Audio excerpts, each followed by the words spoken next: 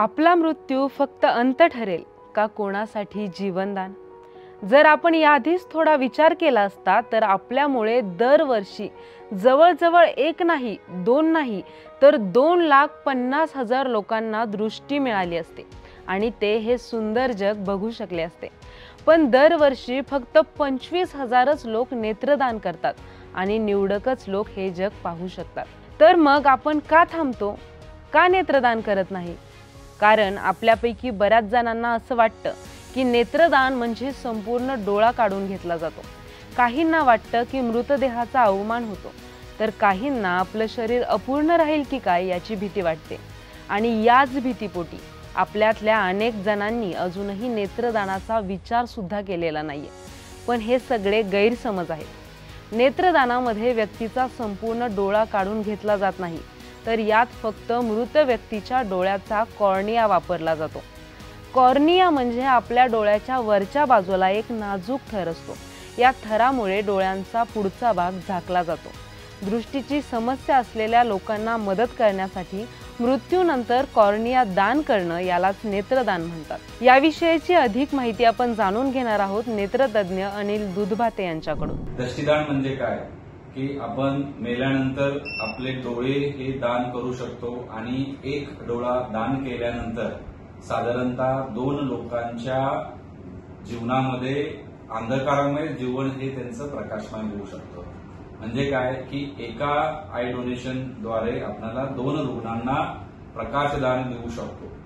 ते I donation हे कुणी करता येतं आणि कधी करायला पाहिजे? आय डोनेशन हे जनरली मेल्यानंतर डेथ झाल्यानंतर हे आय डोनेशन केलं जातं आणि ज्यांना कोणताही इन्फेक्टिव्ह आजार नाही अशा लोकांनी आय डोनेशन हे करू शकतो। ज्यांचं ऑपरेशन झालेलं आहे, मोतीबिंदूचं ऑपरेशन झालेलं आहे, तरी सुद्धा आय डोनेशन हे करू शकतात। आय डोनेशन साधारणतः का गरज आहे? आय डोनेशनची कारण की आपल्या देशामध्ये साधारणतः 11 लाख लोक हे ब्लाइंड आहेत, जे की डोळ्याचा समोरचा भाग हा पुतळी असतो आणि तो पांढरट झाल्यामुळे त्यांना दिसत नाहीये। तर अशा लोकांसाठी हे आय डोनेशन उपयोगी पडलं जातं आणि अशा लोकांसाठी साधारणतः दरवर्षी याच्यामध्ये वाढ होत चाललेली आहे आणि आपल्या देशामध्ये फक्त 25 ते 30 हजार आय डोनेशन हे केले जातं। त्यामुळे त्याची संख्या वाढवणं गरजेचं आहे। त्याच्या संदर्भातलं जनजागरण हे करणं गरजेचं आहे।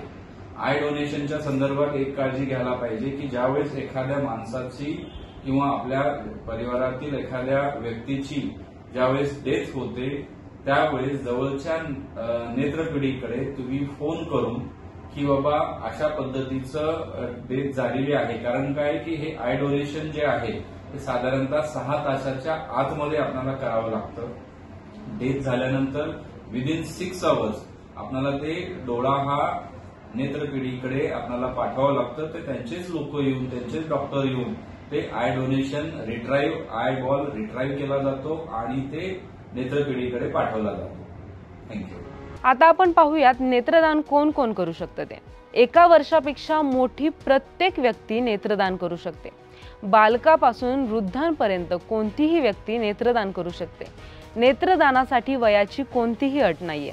अगदी दूरचा किंवा जवळचा चष्मा असलेले लोक आणि लेन्सेस वापरणारे लोकही नेत्रदान करू शकतात। अगदी कर्करोग असणारे व्यक्ती सुद्धा नेत्रदान करू शकतात, कारण कॉर्नियामध्ये रक्तवाहिन्या नसतात। त्यामुळे कर्करोगग्रस्त लोक देखील नेत्रदान करू शकतात। आता पाहूयात नेत्रदान कोण करू शकत नाही।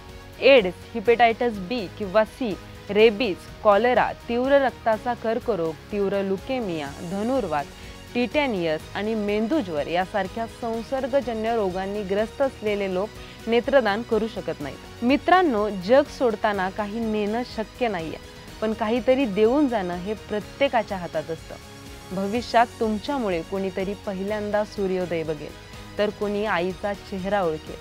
तुमचा एक संकल्प हजारो अंध व्यक्तींसाठी आशेचा किरण ठरेल।